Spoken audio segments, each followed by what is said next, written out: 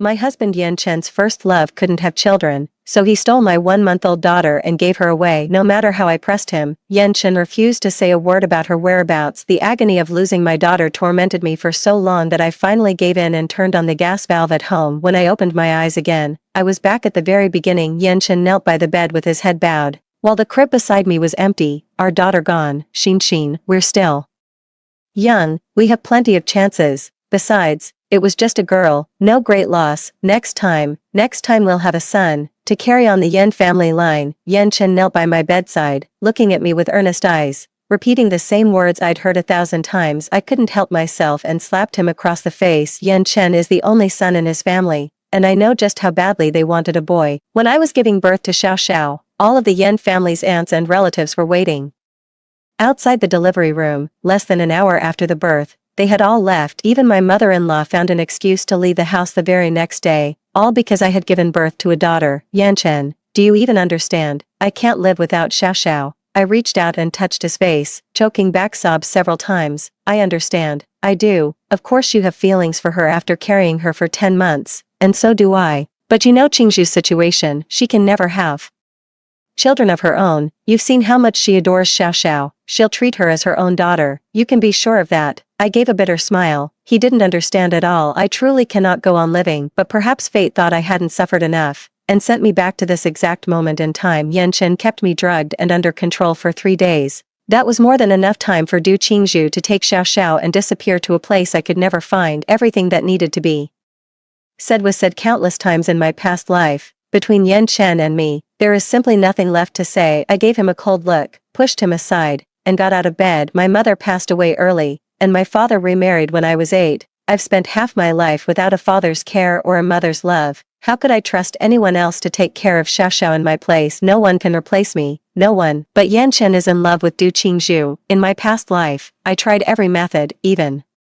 threatening suicide, yet he refused to reveal a single clue about her whereabouts. In this new life, what else can I possibly do? Perhaps sensing my icy demeanor, Yan Chen didn't dare stray a single step behind me. I lit the stove and started cooking as if he weren't there. My stomach cramping from 3 days without food, I tore open a packet of instant noodles, dropped them into boiling water, then opened the fridge and fished out an egg. Xin, you're still recovering. Go wait, I'll cook for you. He tried to take the chopsticks from my hand, but I pulled away. Xin, I know you're mad at me. If you're angry, just let it out. You can hit me or yell at me. Just please don't be like this. I turned my head and gave him a strange look. In my past life, I had gone berserk smashing furniture, and he called me a lunatic. This time, I'm perfectly calm, yet he's still terrified. I know I was wrong, Xin, I really do. I promise, for the rest of my life, I'll listen to everything you say.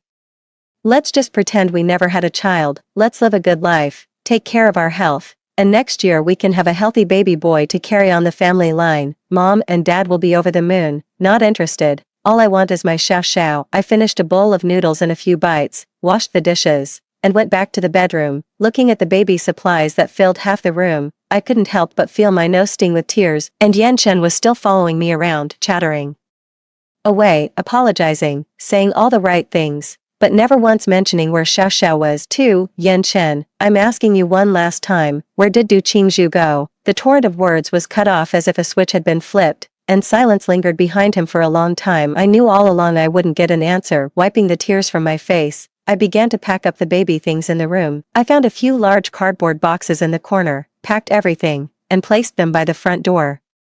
When you go downstairs, just throw them out. Since the child is gone, there's no point in keeping any of this. Yan Chen's parents are back from their trip. Yan Chen must have briefed them beforehand, as neither of them ever mentioned Xiao. If it weren't for the occasional question from the downstairs neighbor about how the child was doing when I went out, it would be as if Xiao had never existed in this world since that day. I haven't asked about Xiao either. All the baby supplies at home were thrown out. Seeing that I was being sensible, my mother-in-law's attitude toward me changed dramatically. She started preparing all sorts of nourishing meals for me every day to help me recover. Late at night, after we were intimate, Yan Chen would always place his hand on my belly and praying that I would conceive a healthy, chubby baby boy. But I knew deep down it was utterly impossible. My obedience put Yan Chen at ease, and he gradually let his guard down around me, all while secretly contacting Du Qingzhu on his phone. The two of them began to flirt under the guise of trivial matters, and I saw it all. Late at night, after Yenchen fell into a deep sleep,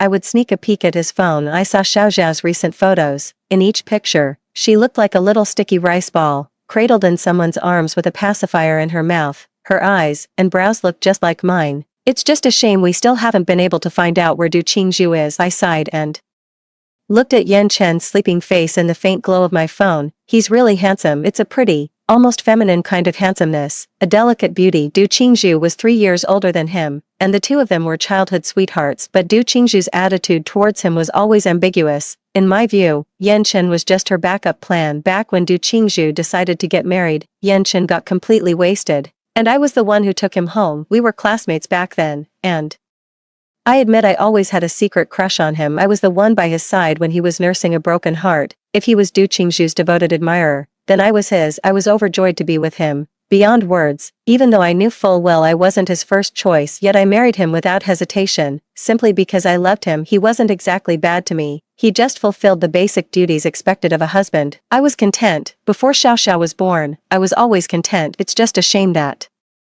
only after having Xiaoxiao did I realize that a man wasn't that important to me.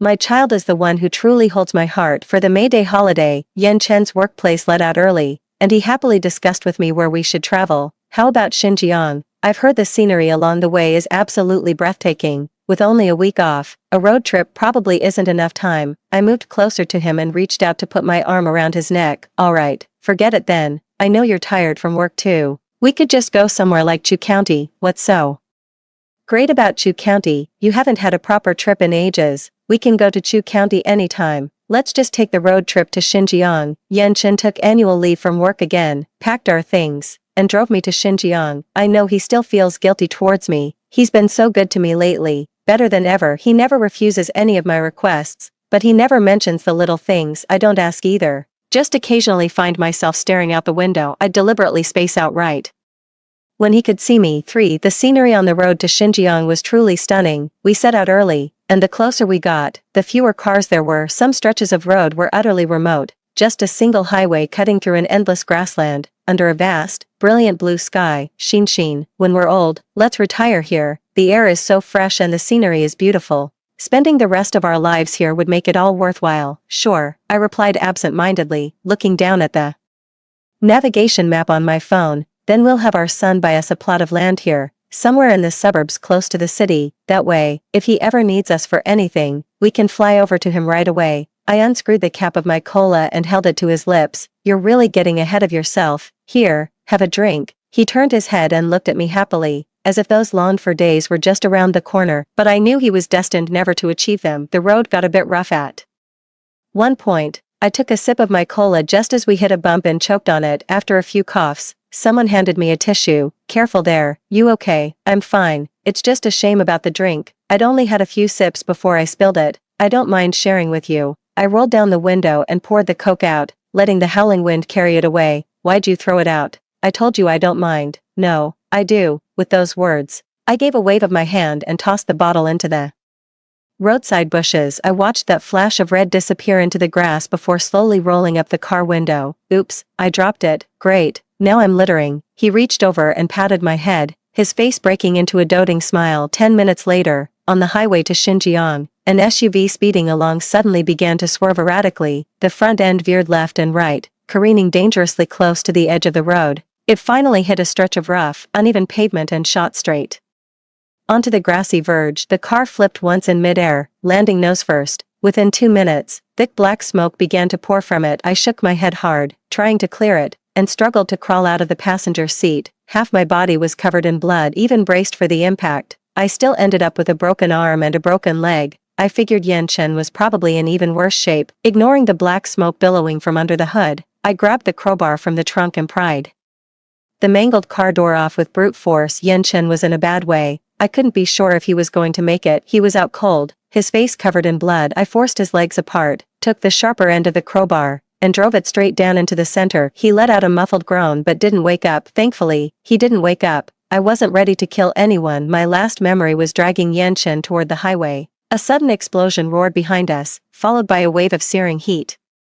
And then everything went black. I spent 2 days in the ICU before being transferred to a regular ward. It was a full 2 weeks before I finally regained consciousness. I know my injuries are severe. At the moment of the accident, even though Yan Chen was disoriented, he instinctively protected himself, exposing the passenger seat to the more dangerous side, but I gritted my teeth and carried out my perfect plan. The result now is exactly what I've been dreaming of. When I came to, no one had noticed yet. I turned my head, searching around, and saw Yan Chen lying on another hospital bed. He was staring blankly at the ceiling, not blinking for the longest time. "Darling," I called out to him several times before he slowly turned to look at me. Xin, you're awake, darling. How are you feeling?" He gave me a comforting smile, though it was tinged with bitterness. "Don't worry, I'm fine." How could you possibly be fine? Did I miss the mark? Not at all. One of his little quail eggs burst, and the other, while not shattered, was also injured. Most importantly, his manhood was broken, and because he wasn't taken to the hospital immediately, delaying treatment, Yan Chen is now the last eunuch of the new era. He was in a slump for a long time, like a different person. He wouldn't speak for days on end, and several times at night I could hear sobbing from the next bed, so much like me, silent, lost in thought. Suffering alone. Yan Chen had no memory of how the accident happened. That part was completely lost to him. It was as if even heaven was on my side. My in-laws came to the hospital every day. Seeing Yan Chen's despondency, my mother-in-law would secretly cry. Several times, she tried to lash out at me, but my father-in-law always stopped her. After all, I was the one who saved Yan Chen's life. I slowly recounted the details of the accident, including how, despite my own injuries, I managed to pull Yan Chen back from the brink of death in those critical first moments. The car was burned down to a metal frame. We were brought to the hospital by kind passers-by. As soon as I felt a little better, I struggled out of bed to keep vigil by Yan Chen's bedside every day. I did my utmost to console him and lift his spirits. In my in-laws' eyes, I was nothing short of perfect to Yan Chen. I love Yan Chen so much I would give my life for him. Even if Yan Chen were impotent, I would never leave him. Gradually, his spirits lifted. It's true, someone enveloped in love can weather any storm. The only pity was that love was a lie. He was discharged before me. I, however, had a few close calls with the Grim Reaper due to an infected wound. Yan Chen waited outside the operating room, praying for my safety. When I finally regained consciousness, he was in tears. Xin, you absolutely cannot get hurt. If something happens to you, I won't want to live either. I don't think he was lying. In his current state, where else could he find someone who loves him more than I do? But truth or lies, I don't really care. I had over a dozen metal plates put in my body. The blast wave from the explosion caused me secondary injuries. Yan Chen, on the other hand, got off relatively lightly, just a broken leg and some superficial wounds. Many relatives and friends came to the hospital to see us. They were all very sorry to hear our news. A few of the older great-aunts, upon hearing that Yan Chen had injured his manhood, were so upset they slapped their thighs in frustration. Yan Chen is done for. The Yan family line ends with him. Second great-aunt, please don't say that. Even if it's just the two of us, Yan Chen and I will be fine. Plenty of dink couples live perfectly happy lives these days. How can that be? Don't talk to me about being dink or not dink. It's all fun and games now. But what are you going to do when you're old and something happens? There'll be no one around to help you. Honestly, why not just adopt one? I have a friend who works as a caregiver at an orphanage. Your situation fits the criteria perfectly. Kids from orphanages are no good. They all have problems. In this day and age, who would send a perfectly healthy child to an orphanage? Hey, didn't you have a child before? Just get her back from whoever you gave her to. Even though she's a girl, she's still your own flesh and blood. Having one ready-made is much better than taking in someone else's kid. The younger sister-in-law from fourth uncle's family was young when she suddenly blurted out what everyone else had been avoiding. The room fell silent. Yan Chen's face darkened like the bottom of a pot. He stood up and stormed out the door. Everyone exchanged meaningful glances, but in the end, it was second aunt who spoke first. Sister-in-law, if you ask me, Xiaoyin is right. What's wrong with a girl? I was furious when you told me you'd given her away. What era is this to still favor sons over daughters? I say you should bring the child back home right away, with a little one running around the house. Xiao Chen won't have time to dwell on his own problems. These words were directed at my mother-in-law. The old lady hesitated for a long time, then looked at my father-in-law. She was clearly swayed by the idea. 5. I didn't voice any opinion about taking Xiaoyin. I just stood by and watched as my in-laws tried to persuade Yan Chen. Yan Chen was very agitated and even had a few heated arguments with his parents.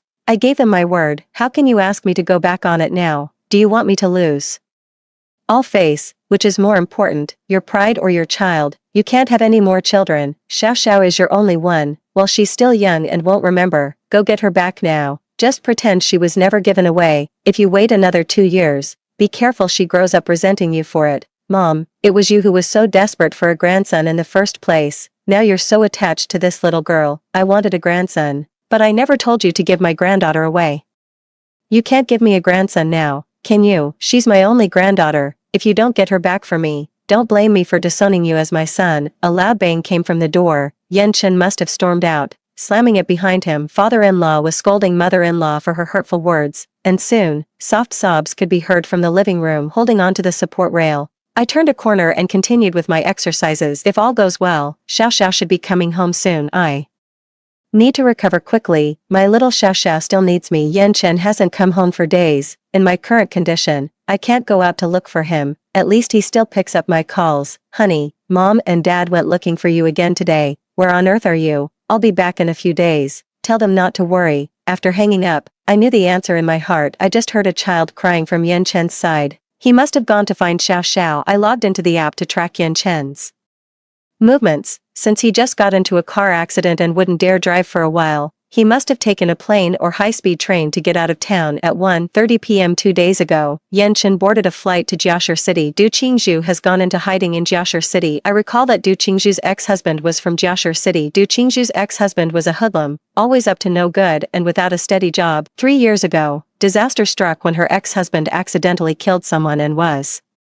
sent to prison. Not long after, her daughter died after accidentally ingesting a hazardous substance at kindergarten. Du Qingzhu fell ill after giving birth and had to undergo a hysterectomy, leaving her unable to have any more children. She's a pitiful woman, but no matter how pitiful she is, she has no right to take my Xiao Xiao away from me. Since Yan Chen went to see her, he must have something in mind. But Du Qingzhu is so good at sweet-talking people. I'm genuinely worried Yan Chen will get wrapped around her finger all over again. My mother-in-law asked if I knew where Yan Chen was. I shook my head and said I didn't know. Mom, Xiao Chen has a strong sense of pride. Since she promised someone, I doubt she'd go back on her word easily. My mother-in-law was furious with me. She pointed her finger right at my face and started yelling. I truly can't fathom what goes on in that head of yours. That's your own daughter. How can you be so indifferent? If it were my daughter who was taken away, I'd move heaven and earth to find her. How would she know I hadn't tried everything? In my past life, I even threatened to take my own life to force the search for my daughter, yet she accused me of not knowing what was important, saying a mere girl wasn't worth the trouble. Since my own efforts were futile, I decided to stop searching. After all, someone else is looking into it for me now. On the 5th day, Yan Chen returned. He stormed into the house with a dark scowl on his face and didn't utter a single word. My mother-in-law was about to lose her temper but was stopped. My father-in-law said we shouldn't push him too hard. There was a milky scent on Yan Chen, and the moment I caught a whiff, I almost lost my composure. It was my daughter's fragrance. Closing my eyes, she felt so close I could almost touch her. Just a little longer. Hold on a bit more. It's almost over. 6. My body recovered quickly. Once Yan Chen had healed from his injuries, he went back to work. The house seemed unchanged, yet the size of my in-laws still drifted through from time to time. Over the weekend, my cousin and his family were heading out to a wedding. Before they left, they dropped off their little girl, not yet 2 years old, at my place and asked me to look after her. My little niece was dressed in a pink princess dress, looking just like a doll, clutching a large can of formula in her arms. She pouted her little mouth and called out Auntie when she saw me. What's this? Bringing your own snacks? Afraid I'd let you go hungry. I gently pinched my little niece's soft cheek, teasing her. I'd been doting on this child since she was born, visiting my cousin's house every day even before she arrived. You have no idea. While you were unwell and couldn't visit, she missed you terribly. She kept cooing nonstop, like a little rooster. Now that you're better, I rushed her over. If she didn't see you soon, she'd have started laying eggs at home out of frustration. My sister-in-law squeezed my hand, then glanced meaningfully toward my mother-in-law, who was watching the child with eager eyes. I gave a slight, understanding nod. Auntie, I'm really sorry to trouble you with this. My younger sister's wedding is coming up, and there's just so much to handle. It's really not convenient for me to bring the little one along, and I don't have anyone else close by I can ask. After thinking it over, sending her here is the only place I feel completely at ease. The little girl wasn't shy at all, with just a little coaxing From my mother-in-law, she toddled over on unsteady legs and threw herself into her arms, listening to my sister-in-law's polite words. My mother-in-law held the child, utterly enchanted and reluctant to let go. No trouble at all. Anyone from Shinshin's family is family to us. We're all one family here. No need for formalities. Besides, this little one is so adorable. I can't get enough of her. After my cousin and his wife left, I didn't need to look after my little niece at all. My in-laws doted on her as if she were the apple of their eye. Mom, it's the afternoon, you and Dad should go take a nap, let me have the baby. Oh, no need, you've never taken care of a child before, you won't manage well. Besides, your health can't handle her energy, you go rest, we'll take care of the baby. Your dad and I, my mother-in-law and father-in-law took the baby back to the room for a nap. Just as the door was closing, the little one looked at me and smiled, revealing her sparse rows of tiny baby teeth. I think about Xiao Xiao all day, but I don't dare to actually pressure Yan Chen. At their age, my in-laws should get to know the joy of having grandchildren around. When Yan Chen came home from work in the evening, he froze for a long moment at the sight of little Bao crawling all over the floor. Honey, you're back, go wash your hands, dinner's ready. What's little Bao doing here? I told him all about my cousin's family situation.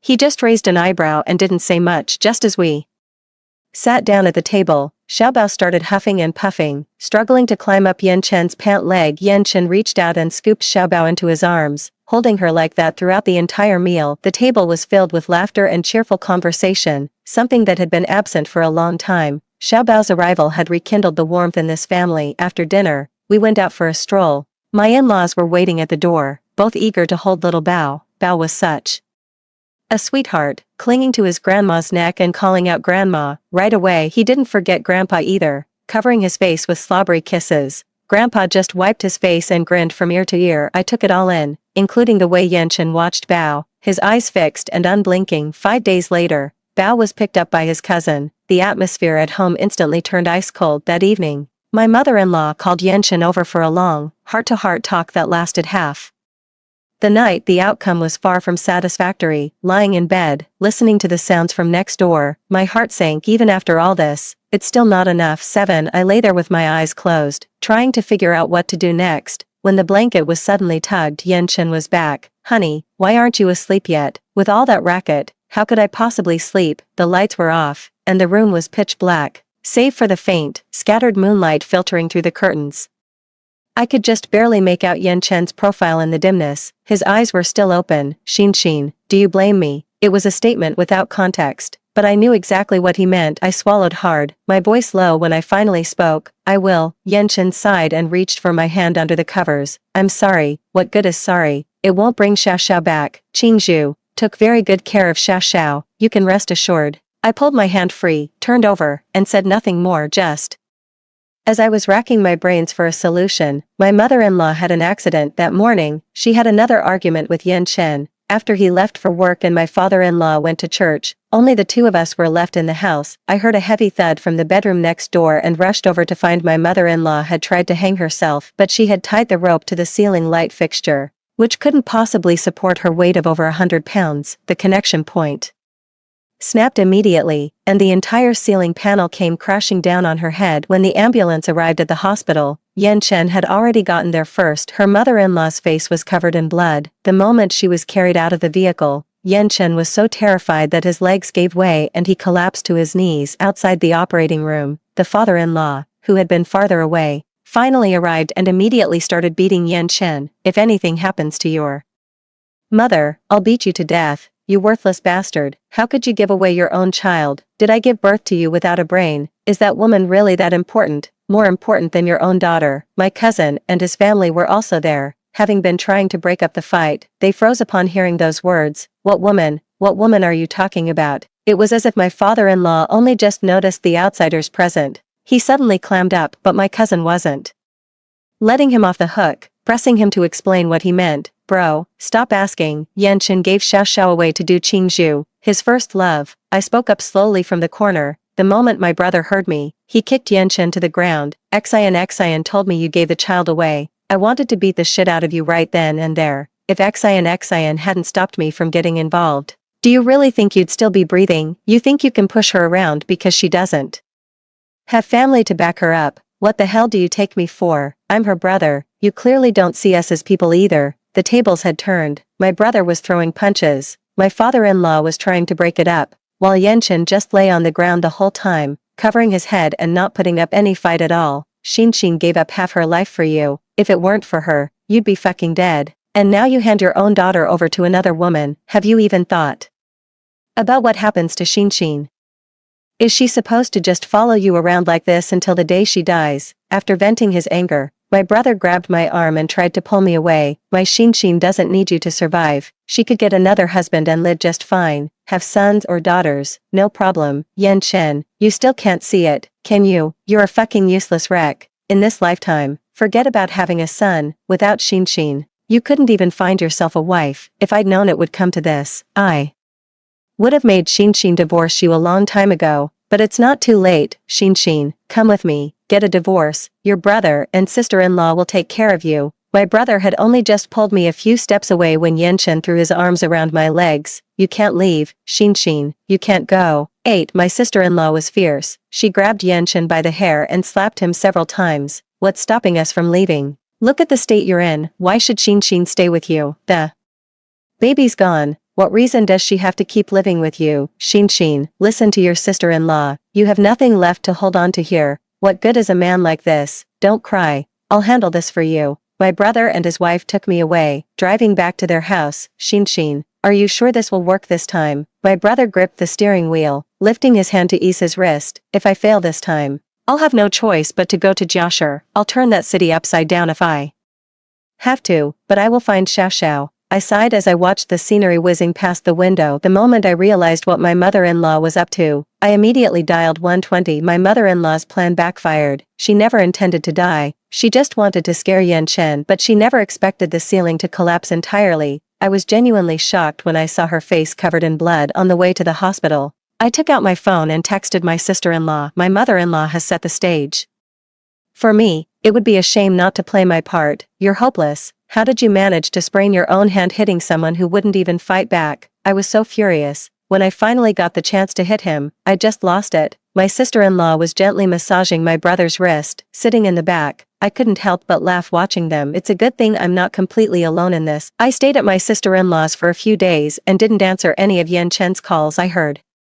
your mother-in-law's injuries are quite serious. She's been in the hospital all day, feeling dizzy and nauseous, drifting in and out of consciousness. Shinshin, you're going back to the hospital for a follow-up tomorrow, right? My sister-in-law was holding little Bao to feed him, but he was fussing and reaching for me, struggling against the bottle. Yes, to check how the bone is healing. Alright, just hand little Bao over to me. Stop bothering your aunt, she's not feeling well. When your brother gets back, have him drive you home to get your medical records. You'll need them for the hospital tomorrow. I nodded and looked down to play with Xiao Bao. My brother dropped me off downstairs. He wanted to come up with me, but I refused. Don't worry, Yenshin wouldn't dare lay a hand on me. I knew Yenshin was home. There's a very friendly lady in the complex who's now my informant. She spends all day walking her little dog around the neighborhood. I asked her to keep an eye on the Yen household for me. I opened the door and went inside. Yenshin was in the kitchen, cooking. I acted as if I hadn't seen him and went straight to the bedroom. I pulled open the drawer and started rummaging for the medical records I needed. Shinshin, you're back. Have you eaten? I've got some pork bones simmering in the pot. I ignored him. After finding the medical records, I started looking for clothes. Shinshin, what are you doing?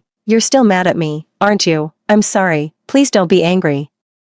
Shinshin, let go. Shinshin, mom's condition is very serious. She's been diagnosed with brain tissue damage, and the doctor says there will be lasting effects. I shook off his hand gripping my arm and took a step back. What does that have to do with me? What are you saying? Shinshin, mom is sick. She needs you. Am I the one she needs right now? Don't you know who she's always wanted? Did I make her sick? Did I drive her to suicide? Yenshin, don't you understand the root of all this? You can't wake someone who's pretending to be asleep, right? Do I really need to remind you why mom killed herself? Shinshin, you've changed. You weren't like this before. I haven't changed. I've just finally seen things clearly. I could have overlooked your flaws. I could have spent my whole life with you like this. But mom's obsession with Xiaoxiao was a wake-up call for me. Yenshin, in your heart, Du Qingzhu will always come first. She's above me. Above mom, above everyone. So tell me, what reason do I have left to stay by your side? No, Shinshin, you're all very important to me too, but no one is as important as her. Yenshin, I love you. I'd give my life for you, but the one you love will never be me. I was lugging a huge bag of clothes when I opened the front door, only to find my brother standing right there. Yan Chen, who was behind me and trying to say something in his defense, suddenly fell silent. Too scared to speak at the sight of my brother took my luggage. Shot a glare at Yan Chen, then turned to press the elevator button. Yan Chen, once mom's condition stabilizes, let's talk and go get the divorce finalized. Just before the elevator doors closed, I heard Yan Chen's final, shouted words, I won't divorce you, it's you I love the most, not her. 9. I received a video from Yan Chen. It was filmed in a hospital. My mother-in-law was lying in bed, her head wrapped in bandages, looking at Yan Chen with a silly grin, and in Yan Chen's arms was Xiao Xiao.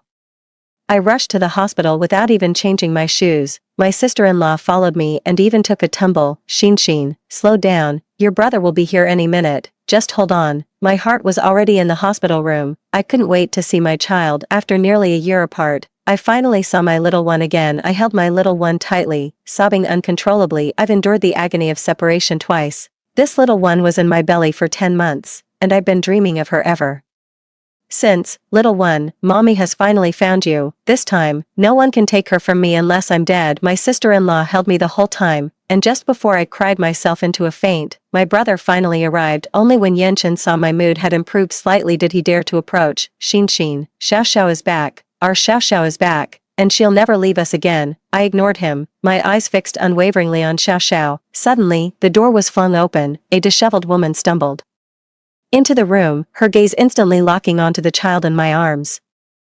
She rushed forward in a few frantic steps, intent on snatching her away. Xiao Xiao, give me back my child, give me back my daughter. My brother and sister-in-law immediately shielded me, and the woman, though being held back, was still trying to lunge forward like a madwoman. Qingzhu, calm down, I'm the one who's wronged you, but I really can't let you have Xiao Xiao anymore. Yan Chen grabbed her by the waist and pulled her back, only for Du Qingzhu to turn around and slap him across the face. Yan Chen, that's my child. Impossible. Xiao Xiao was born with a round birthmark on her shoulder. I just checked under her clothes. This is Xiao Xiao. Qingzhu, my family truly cannot go on without this child. Please, consider it a debt I owe you. Give her back to me, won't you? No, this child is mine. Once you gave her to me, she became mine. No one is taking her away. She tried to lunge forward and snatch the child, but my sister-in-law subdued her in a few moves. So you're due.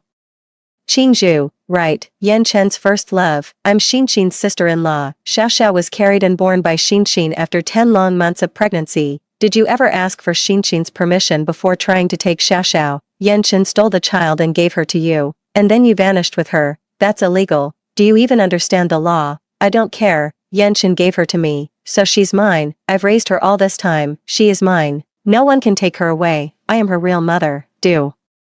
Qingzhu's state wasn't right. It reminded me of my past life, a bit unhinged, yet still lucid. Yan Chen, you stole my child when I wasn't looking. I'm calling the police on you. They'll arrest all of you. Xiao Xiao can only be mine. She struggled desperately. After watching for a moment, my brother took out his phone and called the police. Du Qingzhu was taken away by the police on suspicion of child trafficking. Yan Chen was taken away as well, and as the child's mother, I also needed to accompany the police to the station. Before I left, I entrusted Xiao Xiao to my sister-in-law to look after. My mother-in-law struggled, trying to get out of bed. Xiao Xiao, you can't go. Give her to me. I can't. I'm her mother. She stays with me. My father-in-law still hadn't grasped the gravity of the situation. He was only focused on restraining my mother-in-law and didn't intervene further. Little did they know, that was the last time they would ever see Xiao Xiao at the police station. I immediately initiated legal proceedings. I sued both Yan Chen and Du Qingzhu. Neither of them was getting away. Yan Chen requested to see me. After some thought, I agreed. Xin, Xiao Xiao is back now.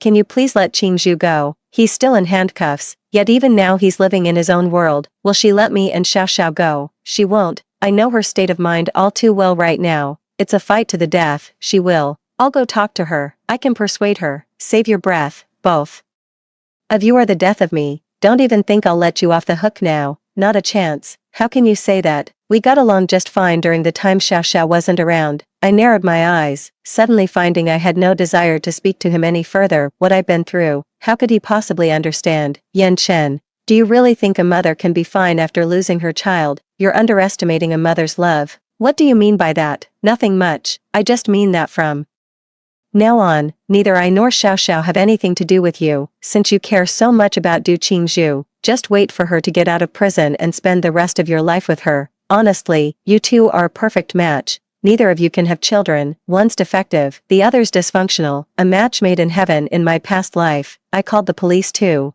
but Yan Qin used my supposed postpartum depression as an excuse to confine me at home, dismissing the officers with just a few words.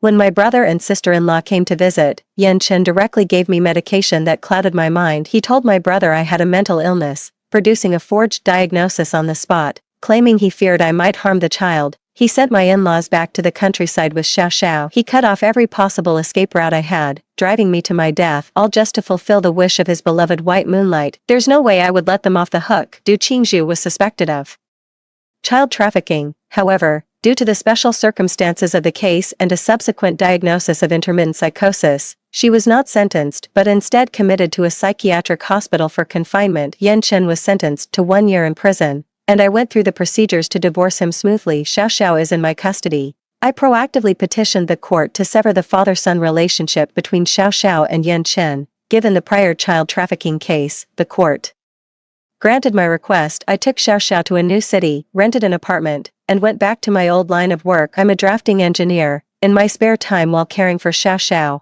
I take on freelance work online. It's more than enough to support us. I heard my mother-in-law has developed early onset dementia. Her son doesn't take care of her, and she wanders around in a confused state all day, desperately looking for her granddaughter. He would snatch other people's children without a second thought, and got beaten up for it many times. In a way, it's fitting. In her past life, she never cared for Xiao Xiao, but in this life, she'll be thinking of Xiao Xiao until her dying day. A year later, Yan Qin was released from prison. I don't know what he went through inside, but he never came looking for me. My sister-in-law said he visits Du Qingzhu every few days. Du Qingzhu's condition is like Qiyun's. She cradles a pillow, calling it baby. Little Xiao grew up so fast, and in the blink of an eye, she started kindergarten. I also transitioned from taking freelance work online to a regular office job. My colleagues, aware of my situation, enthusiastically tried to set me up on dates, but I turned down every single offer. For the rest of my life, my only wish is to raise little Xiao well. Though she may lack a father's love, she will have a double portion of a mother's love, protecting her for a lifetime. The end. Story 2. It's already past 11 at night, and Zhang still hasn't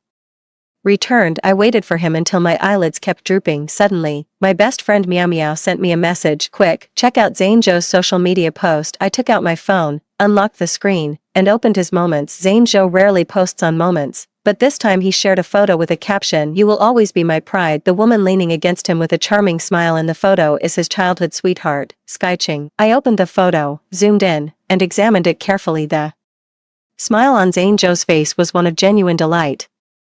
My heart slowly sank. Zhang hardly ever posts on social media and has never shared anything about me there. He hasn't uttered a single word about our wedding next month either. I remember once asking him if he could post a photo of us together on his social media. He squinted with a casual smile. Our love doesn't need to be validated by others. At that moment, I caught sight of a fashion magazine on the table, its front page highlighted with an advertisement slogan from a luxury brand. What's made public isn't necessarily the favorite, while what's kept private must be the dearest. I couldn't help but feel a tinge of irony. Are the most beloved buried deep in the heart, while only the less cherished are posted on social media? That proud and boastful look in his photo. What's with the attitude, as if flaunting his prized possession for all to see? 3 years ago, when Zhang was at his lowest point, his childhood sweetheart Skyching chose to study abroad in country M. At that time, I admired Zhang and chose to stay by his side to accompany him during his toughest days. His career gradually improved, and when he was named one of the most outstanding entrepreneurs under 30 in the Asia-Pacific region, he proposed to me. Our wedding is scheduled for next week, and everything is ready. But unexpectedly, Skyching came back. Meow Meow didn't receive my reply and called me. "Belle, are you okay?" I smiled faintly. "I'm fine. What could possibly be wrong? Skyching is back, and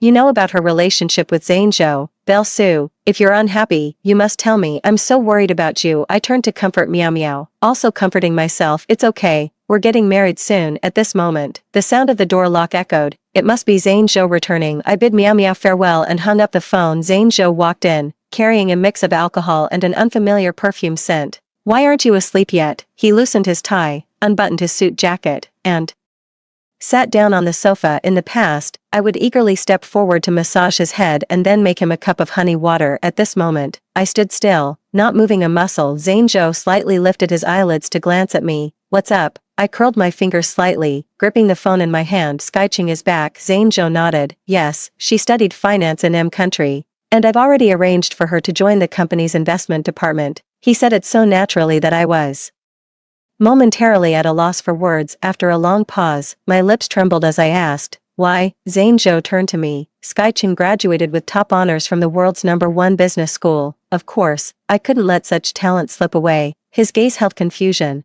as if I had asked an unthinkable question. My heart ached for a moment, but then I remembered something more important. What about my matter? Have you given it any thought? Zhang covered his eyes with his hands, his tone carrying a hint of complaint. Belle Sue, I'm already exhausted. Can we talk about this tomorrow? The next day, when I woke up, Zhang had already left. He was extremely disciplined. No matter how late he slept the night before, he could always wake up on time and go to the company. After freshening up and changing clothes, I also headed to Zhang's company. My company's cash flow has broken, and we urgently need an investment to alleviate the current situation. Otherwise, the company will have no choice but to declare bankruptcy. I hope Zhang's company can invest in mine. He promised me he would discuss it at the company's executive meeting. I arrived at the entrance of his company. I told the receptionist girl that I wanted to see Zhang. The new receptionist girl stared at me wide-eyed, as if I were a fraud. Do you have an appointment? I frowned. Just then, a pleasant female voice came from behind. Belle Sue, is that you? I turned around and saw Skyching standing there in a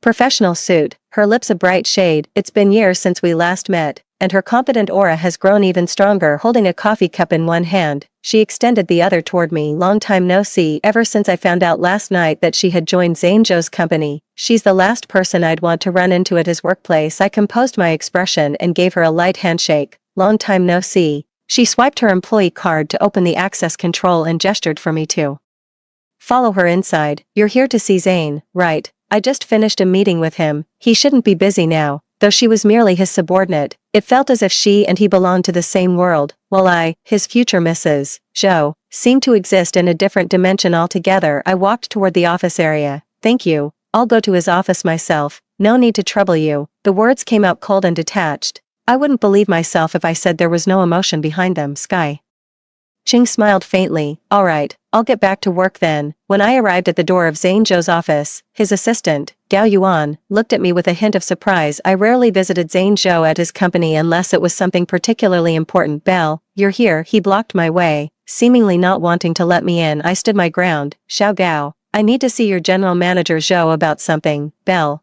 General Manager Zhou just finished a meeting and is handling some matters now. Maybe you could wait here for a while. I'm feeling upset. Since when do I need an appointment to enter Zhang's office? Gao Yuan offered a servile smile. Let me make you a cup of coffee. No need. I'll wait for him right here. I sat down in the reception area outside Zhang's office, holding a document in my hand that desperately awaits Zhang's signature to save a life. My company's bankruptcy is now on a countdown, and I only have 3 days left to save it. A familiar voice sounded behind me. Xiao Gao, President Zhou wants to see me now. I didn't look up. The owner of this voice is too easy to recognize. It's unmistakably that woman, Skyching. Skyching's gaze seemed to sweep over me, but she didn't linger. Pushing open the door to Zhang's office and walking straight in, Gao Yuan scratched his head, looking somewhat awkward. Sister Belle, Vice President Ching and President Zhou have matters to discuss, so please don't take it personally, Vice President Ching. Zhou must really value Skyching. Back when he was at his lowest, I helped him make a comeback. After the company got out of trouble, I asked for the position of vice president. He refused and wanted me to resign and become the woman behind him. Unwilling to be idle, I founded my current company. Yet Skyching, a fresh graduate, effortlessly secured the position of vice president. The office echoed with Skyching's silvery, joyful laughter. Zhou is always serious at work, and probably no one except Skyching dares to laugh in front of him. My heart ached as if pricked by needles, and I felt restless, wanting to leave, but after glancing at the documents in my hands, I sat back down again. Finally, Skyching emerged from Zhang's office. Belle Sue, Zane is available now. You may go in. She greeted me with a smile, as if a family member welcoming a guest. I stood up, expressionless. Thank you, Vice President Ching. I enunciated the words Vice President Ching with particular clarity, the sarcasm dripping heavily. I walked into Zhang's office. The lingering scent of Skyching's perfume still filled his office. making me sneeze involuntarily. Zane Zhou sat in his office chair, wearing an all-business expression. "What brings you here?" he asked. I handed over the document in my hand. "Have you decided about investing in my company?" Zane Zhou didn't take it, his expression blank. "After deliberation by the company's senior management, we've decided not to invest in your company. I've already met with many investors, and they all find it strange why I didn't approach Zane Zhou directly. In their view, if even Zane Zhou isn't willing to help me, there must be something wrong with the project. So almost everyone has turned me down. Zane Zhou is my last hope." His response shattered the last glimmer of hope in my heart. Noticing the disappointment on my face, Zane Zhou explained, "Belle, please understand that business is business. Regarding the decision to invest in your company, we have a strict evaluation process." I glanced at the documents on the table, where a line of neat handwriting read, "After thorough consideration by the investment department, the decision has been made to reject the investment proposal for XX company," signed by Skyching. I gritted my teeth, holding back tears. "Mr. Zhou, thank you for your time." I turned and walked out. I wandered aimlessly down the street. Memories came flooding back one after another. To be honest, Zane Zhou has been quite good to me these past few years. Surprises for various anniversaries were never lacking. He always stays with me when I'm sick or feeling down, yet I've never appeared in his social media posts. He also rarely takes me to his private gatherings with friends. I used to think it was just because he's reserved and dislikes drawing too much attention, but now that Skyching is back, his eagerness to announce it to the world makes me see the difference. Perhaps he does love me, but there's someone he loves even more in his heart. When the one he loves more appears by his side, the other becomes just a compromise. I think it's time for everything to end. I returned home, packed up my belongings briefly, and then left. The house I currently live in was bought for me by Zane Zhou, a duplex apartment. He often comes to stay here, but in Blue Moon Bay, he has his own villa, which is also our new home. This apartment holds many of our memories, but when it came time to leave, I realized there was nothing worth taking except for some clothes and daily necessities. I pushed my suitcase straight to the airport. I bought a plane ticket to Yunnan. I've always wanted to experience that kind of leisurely, carefree courtyard life. I used to beg Zane Zhou to go with me, but he always made excuses about being too busy with work to leave. After boarding the plane and settling into my seat, I received a call from the hotel asking about the details of my wedding next month. I directly informed them that the wedding had been cancelled. The hotel staff tactfully mentioned that even though the wedding was cancelled, we still needed to pay a penalty fee. I immediately agreed, deduct it from the deposit, take whatever amount is necessary. After all, it was Zane Zhou who paid the deposit, so I didn't feel the slightest bit of heartache. After hanging up the phone, I switched my phone to airplane mode, put on an eye mask, and fell asleep. During the plane's descent, it encountered turbulence and suddenly began shaking violently up and down. I was jolted awake from my sleep. A wave of fear surged in my heart, and I instinctively grabbed the arm of the person beside me. The sweet voice of the flight attendant came over the intercom, reassuring passengers not to be afraid. Apart from the flight attendant's voice, the plane was eerily quiet, with passengers hardly daring to breathe. After a series of bumps, the aircraft gradually stabilized. I let out a long sigh. Finally, "It's over, ma'am, are you okay?" A pleasant male voice beside me made me realize I was still gripping the arm of the person next to me. I looked up, and a pair of handsome eyes met my gaze. The man's features were sharply defined, his pupils deep and dark, yet exuding an air of pure youthful spirit. "It's you." The corners of the man's lips curled up. I released his arm and looked at the person before me, feeling a vague sense of familiarity but unable to recall who he was at the moment. "Belle Su." He called out my name accurately. "Who are you?" "Jax Liu." "Ah, I remember now." Jax Liu is a famous investor. I once made an appointment with him, hoping he would invest in my company. But that day Zane Zhou suddenly called and asked me to accompany him to an awards ceremony, so I stood him up. Jax Liu smiled meaningfully. "You really are a busy person with a short memory." I felt a bit embarrassed but still asked, "Mr. Liu, I don't remember us meeting before, although we had an appointment that time." "Still,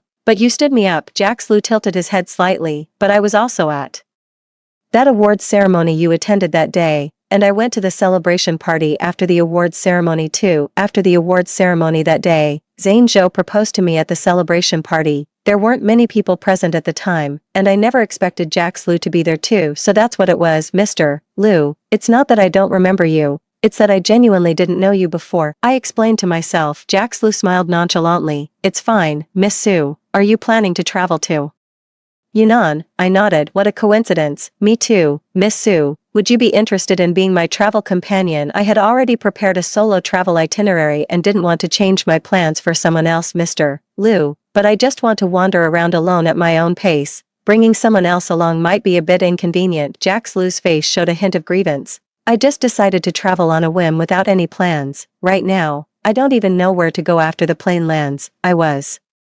slightly surprised. Mr. Lu didn't make any plans at all. He nodded. Exactly. That's what makes it a spontaneous trip. I promise I'll follow your lead completely and won't make any demands. Miss Sue, could you take me along? I thought about it and agreed, since traveling alone does have its inconveniences. If he doesn't interfere with my travel plans, it might be worth considering going together. Jack Lu winked at me, and the sight of this handsome guy acting cute made my heart skip a beat.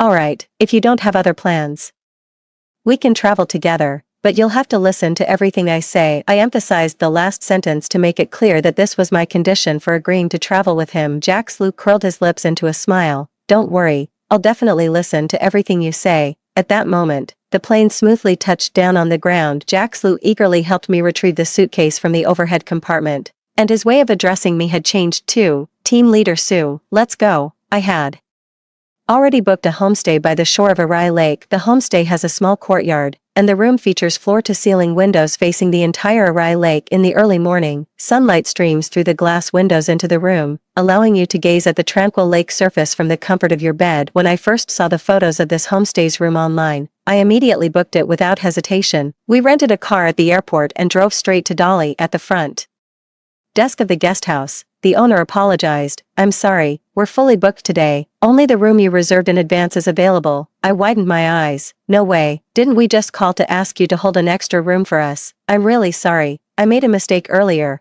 All the rooms have been booked out. Not wanting to give up my room and go to another guest house, I had no choice but to look at Jack Lu and say, I'm sorry. How about I help you find another guest house? Jack Lu shook his head. It's so late. Where do you expect me to find a place to stay? It's pitch black outside. I'm scared. Me. The boss looked at him, then at me. Actually, our rooms are quite spacious. Jack Lu gave me a pleading look. Team Leader Sue, how about letting me crash in your room for the night? I was the one who brought him here, and I couldn't help but feel a sense of responsibility toward him. Alright then, let's add another bed in the room. Jack Lu smiled. Team Leader Sue, you're really kind.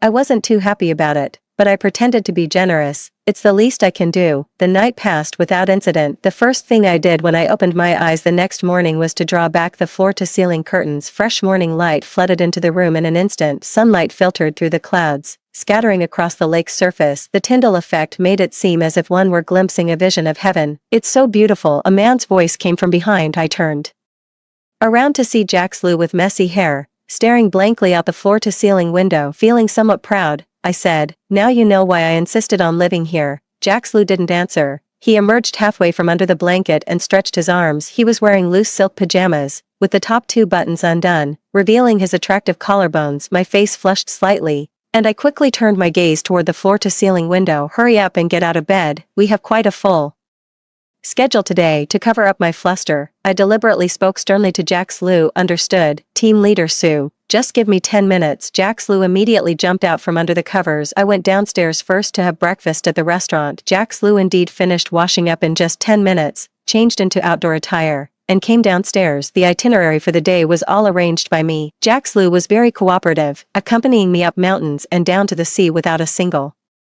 complaint, even taking on the role of my personal photographer. By the time we returned to the guest house in the evening, it was already very late. I went to the front desk to ask if there were any extra rooms available. The owner looked regretful. No one has checked out today. I was just about to ask if there were any nearby guest houses when Jack Lu spoke up first. That's really unfortunate, Team Leader Sue. I'll have to trouble you to take me in for the night again. The words of refusal reached my throat, but I swallowed them back. Today I had Jack Lu work as my photographer all day, and I really couldn't bear to kick him out so late. Back in the room, I went to take a shower first. When I came out after showering, Jack Lu was holding my phone in a daze. As soon as he saw me come out, he quickly handed me the phone. Zane Zhou called you earlier. I thought it might be urgent since he kept calling, so I answered. But it seems he misunderstood. I frowned. I'm sorry, I didn't mean to. Do you think he'll give you trouble? I reassured Jack Lu. We've already broken up. If he misunderstood, that's his problem, not yours. I picked up my phone and walked toward the balcony. Zane Zhou is a very possessive person. Even if he no longer cares, the moment he learns someone else is involved, he won't let go willingly. I dialed the number, and Zane Zhou answered immediately. Belle Sue, where are you?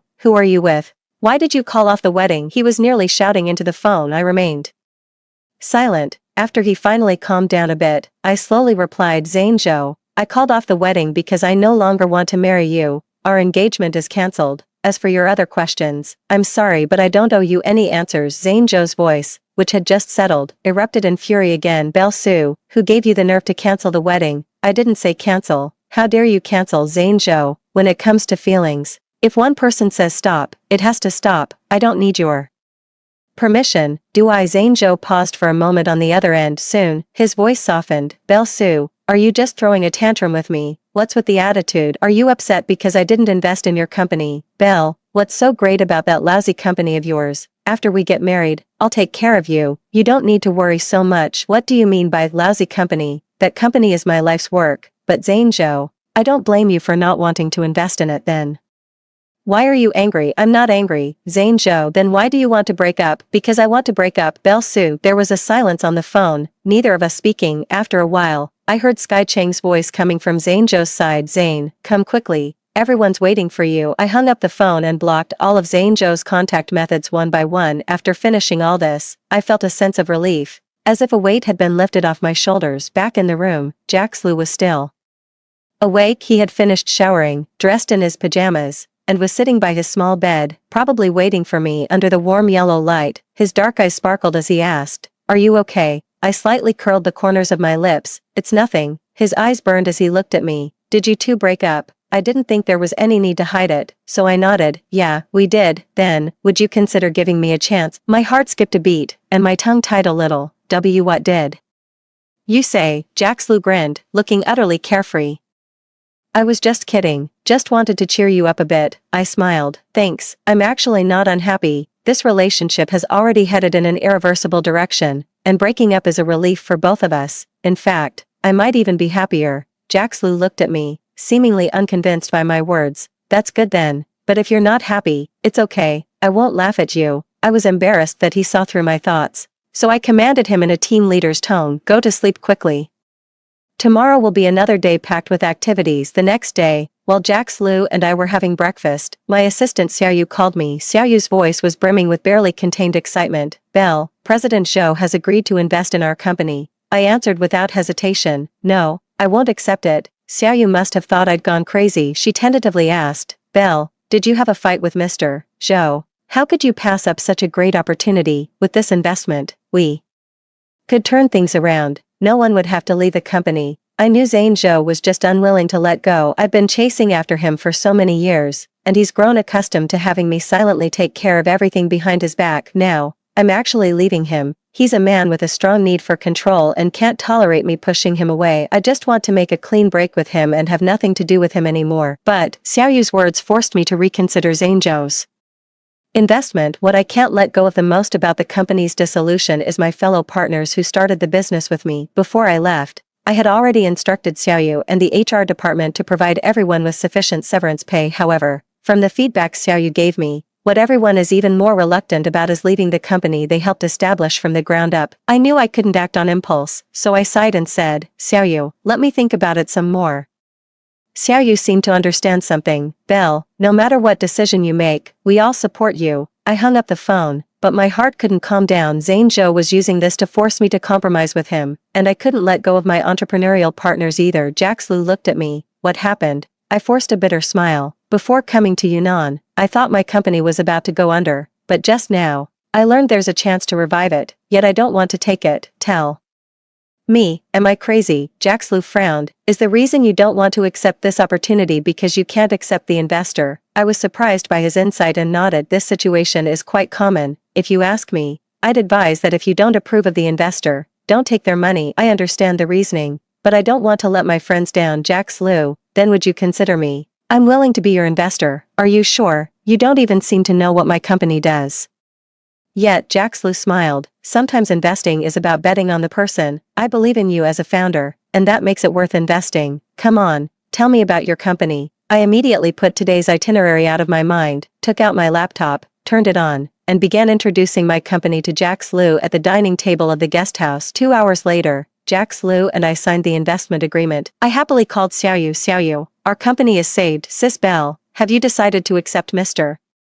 Zhou's investment, no, I found a new investor, sis Belle, your efficiency is truly admirable. Suddenly, I heard Zhou's voice coming from Xiaoyu's phone. Belle Su, where are you? Why won't you accept my investment, right now? I'm the only one willing to invest in your failing company. If you reject me, you're doomed. Xiaoyu's panicked voice rang out. Zhou, President Zhou, what brings you here? Afraid that Zhou might give Xiaoyu a hard time. I said, Zhou, my company has already found a new investor. Don't trouble my employee. Zhou's voice carried a hint of mockery. A new investor. None of the investors you know are willing to back you. Who else could possibly invest in you? How do you know none of them are willing to invest in me? Did you say something to them? Zhou paused for a moment, then softened his voice. Belle, I just don't want you to work so hard. After you marry me, why not just stay home and be my woman? My heart turned ice cold in an instant. Gritting my teeth, I said, Zhou, you're despicable. Who wants to be your woman? We've already broken up, and my company has found new investors. Get out of my company now, or I'll have security escort you out. Zhou, Belle, listen to me. I hung up the phone and slapped it face down on the table with a sharp thud. Jaxlu watched coldly, remarking, seems like Mr. Zhou is completely out of the picture now. I declared resolutely, I want him completely out of my life. Jaxlu and I followed my travel itinerary and had a great time exploring, returning to the homestay very late. No one checked out of the homestay again today, which means Jaxlu has to share a room with me once more now that he's my investor, essentially my financial backer. I feel a bit awkward about kicking him out. Thinking about it, he's actually been quite well behaved these past 2 days without any inappropriate behavior, so I decided to let him continue sharing the room with me. After taking a shower, just as I was about to go to sleep, Zhou's childhood friend Zhang Rui gave me a call. Belle Su, Zhou is drunk and insists that you come pick him up. Where are you? Hurry over. I sneered. Sorry, I'm busy. Zhang Rui was taken aback. In the past, whenever Zhou got drunk, he would call me to go pick him up no matter how late it is. I'll dutifully rush over without complaint. My current response must have surprised Zhang Rui. Belle Su, is it really you? You're actually ignoring Zhou. Zhang Rui, I've already broken up with him. Please don't call me about his matters anymore. Belle Su, are you serious? You're throwing a tantrum with Zhou just because Skyching is back, aren't you? Let me tell you, there's no way they'll get back together. Skyching was the one who abandoned Zhou and went abroad back then. Even if Zhou had no self-respect left, he wouldn't reconcile with her. Zhang Rui, stop it. I'm just genuinely tired, and it has nothing to do with Skyching. From now on, he has nothing to do with me anymore. At that moment, I heard Zhou shouting loudly on the other end of the phone, Belle Su, you can't give up on me. Don't you like me a lot? I know, back when my company was in trouble, it was you who sold the house your parents left you to help me through the crisis. Belle Su, I know all about that. You won't leave me, right? Zhou was right, that did indeed happen back then. Skyching left without a word, leaving Zhou devastated. I sold my house and had Zhang Rui give the money to Zhou. Afraid his pride wouldn't let him accept it directly, so I told him the money was from Zhang Rui. I had specifically asked Zhang Rui not to tell Zhou about this. It seems Zhang Rui didn't keep his promise. Zhou, I did love you once, but it's all in the past now. Let's each find our own peace. I hung up the phone and promptly blocked Zhang Rui's contact as well. Jaxlu sat aside playing with his phone. Suddenly, he clicked his tongue in surprise. Zhou posted so many moments at once. That's rare. He held the phone screen up to me. The person in the photo looks so much like you. I took a closer look, and sure enough, all the photos Zhou posted were of him and me together. Back then, I was still leaning on him, laughing brightly, full of dreams for the future. Zhou wrote, Belle, come back quickly. I miss you so much. I let out a cold, mocking laugh. It's too late. They say delayed affection is cheaper than grass. Who is he trying to impress with this sudden show of deep love now? By the way, President Liu, I plan to go back tomorrow. Jaxlu widened his eyes. I haven't had enough fun yet. You're leaving already. It's not because of Zhou, is it? I replied indifferently. President Liu, you're overthinking it. With your investment, I need to return and stand side by side with my team to ensure your investment yields returns as soon as possible. Jaxlu muttered. Making money isn't urgent. I'd rather you stay and spend more time with me. I pulled out a stack of papers. Mr. Liu, here's the guide I made. You can continue playing according to it. I won't be accompanying you tomorrow. Jaxlu took my guide with a look of regret. Alright, then I'll just have to explore on my own. The next day, Jaxlu went out alone very early to watch the sunrise. Following my guide, I booked my return flight ticket and then went to the front desk to check out. The boss told me that Jax Liu has already paid for these days' accommodation and even extended the room booking. I didn't insist on paying for my own stay. I guess I'm working for him now, and him covering a few days of my accommodation counts as a company team building activity before packing up and leaving the guest house. The boss mysteriously told me we actually had available rooms these past few days, but Mr. Liu wouldn't let me tell you. He insisted I say we were fully booked. The boss smiled apologetically. I didn't want to lie to you, but he was just offering too much money. I frowned. Aren't you afraid I'll leave a bad review for your homestay online? I believe you wouldn't. You seem like a kind person at first glance. Alright, you're quite perceptive, but I have one request. Could you charge Mr. Liu double the room rate? If you don't do this, I'll really leave you a bad review. Back at the company, after a brief meeting with the team, we immediately dove into the intense workload. I've come to understand the importance of positive cash flow. I don't want to face the embarrassment of losing my company again. Zhou didn't bother me anymore. The guide I gave to Jax Liu was a 1-month itinerary. When he returns from his trip, I hope to show him that my company has overcome its difficulties and is back on track. But 3 days later, Jax Liu came back. When he showed up at my company, I was a bit surprised. Was my travel guide not interesting enough? Why did you come back so soon? Jax Liu scratched his head and laughed. I was eager to check out the new project I just invested in. As for traveling, I still prefer having a guide to show me around. His gaze was fervent as he looked at me. Is there anything the company needs help with? At the mention of this, I got excited and began pouring out the company's difficulties to him nonstop. A good investor should bring more than just capital to a company, experience and connections too. In the following period, he spent a lot of time immersed in my company. His insights and judgments about the market and marketing have been a great help to me. He helped me clarify the development path of the company and formulate new marketing strategies. The company began to achieve positive cash flow. Simply put, my company started making money. We held a small celebration banquet. When I proudly announced our profits over the past month, I saw tears in everyone's eyes. Our hard work has finally paid off. We've started making profits and achieved self-sustaining capabilities. We've pulled ourselves back from the brink of bankruptcy. I raised my glass and looked at Jax Liu. President Liu, the person I should thank the most is you. Jax Liu smiled and said, you should thank me, but the person you should thank the most is yourself. Our glasses clinked together with a crisp clink, and I felt a slight tremor in my heart. His gaze upon me grew more intense and fervent, yet I turned my head away, looking in another direction. Perhaps aided by the alcohol, my heart was racing too fast, and I feared he might notice my nervousness. The company's performance was improving, and I was becoming increasingly busy. Though I often felt the burning gaze of Jax Liu upon me, I chose to ignore him. One day, Jax Liu sent me an email about a selection of female business leaders, and he could recommend someone he thought was suitable. I recommended you. I'm flattered. Trust me, you deserve it. I think so too. Let's wait and see. On the day the candidate list was announced, I saw Skycheng's name. No need to guess, Skycheng must have been recommended by Zhou. Jax Liu casually mentioned to me. Zhou recommended Skycheng to generate publicity for the company. After all, Skycheng is now his deputy. However, I heard Skycheng isn't doing too well in the company right now. Zhou is too controlling, and Skycheng feels constrained by him. It seems there's quite a bit of tension between them. I pursed my lips. I've worked with Zhou before. He's someone who stubbornly insists on his own way, refusing to listen to anyone else's opinions. He only trusts himself. Then why did you recommend me? Jax Liu looked serious. Because I believe you deserve this title. Over this period, I've witnessed your business acumen and your unwavering determination in the face of setbacks. You should stand taller and let more people see you. It will greatly benefit your career development. Moreover, your brilliance deserves to be seen by more people. Jax Liu gazed at me, his eyes sparkling. I understood that Jax Liu was using his influence to lift me up, and I sincerely said to him, thank you, Jax Liu. Jax Liu's gaze suddenly softened. If you win the award, can you promise to fulfill one of my wishes? My heart trembled like a plucked string, vibrating gently with lingering echoes. I lowered my head and whispered softly, I promise you. At the awards ceremony a month later, I attended together with Jax Liu as companions. I was wearing a long black evening gown, paired with a set of Australian white pearl necklace and earrings. This outfit was prepared for me by Jax Liu.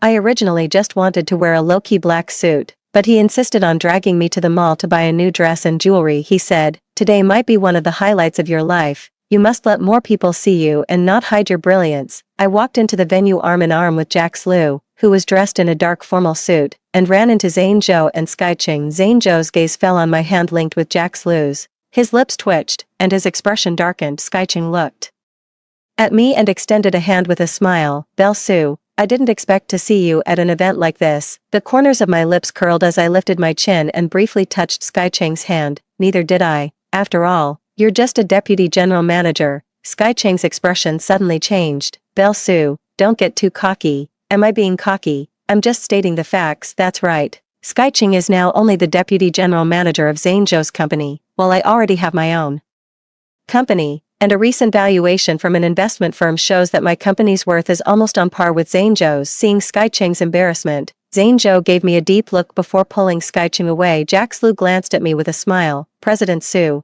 the awards ceremony is about to begin, you should take your seat now. I followed Jax Lu to the seats arranged by the organizers. A few seats away sat Zhang Zhou and Sky Cheng. The awards ceremony began as my head was spinning from a long string of speeches. I suddenly heard my name mentioned by the person on stage. Jax Lu leaned in and whispered in my ear, they're about to announce the winner. No sooner had he spoken than I heard the voice from the stage. Congratulations to this year's most influential female business leader, Belle Sue. Jax Lu excitedly hugged me. Belle Sue, congratulations, you won. Then someone came to lead me onto the stage to receive the award, and I delivered my acceptance speech under the gaze of the audience below. Then, surrounded by camera flashes, I stepped down from the podium. The entire process felt like a dream, leaving me in a daze. It wasn't until I sat back down in the audience and tightly grasped Jax Lu's arm beside me that I felt my feet firmly on the ground. Returning to reality, I leaned close to Jax Lu's ear and whispered, Jax Lu, did I really win the award? Pinch me, I need to know if I'm dreaming. Jax Lu raised his hand, but instead of pinching me, he gently tucked a loose strand of hair behind my ear. You're not dreaming, it's real. Now that you've won, shouldn't you fulfill your promise? I looked up at him and asked, what promise? Jax Lu replied, you said you'd grant me one wish. I remember I did say that. I can probably guess what Jax Lu's wish is. I could feel the affectionate way he's been looking at me lately. Blushing slightly, I lowered my head and said, go on, what's your wish? Jax Lu leaned close to my ear and whispered, my wish is to complete your travel guide together with you. Wait, how is this wish different from what I imagined? Looking at my stunned expression, Jax Lu flashed a sly smile. Team leader Sue, is that okay? I nodded, sure, of course it is. In an instant, I felt a scorching gaze from not far away landing on me. I followed the gaze and saw it was Zhang Zhou. Sky Cheng was also looking at me, but her expression was far from friendly. Zhang Zhou stepped away from Sky Cheng, who had been holding his arm, and walked over, extending his hand to me. Congratulations, Belle. I didn't reach out,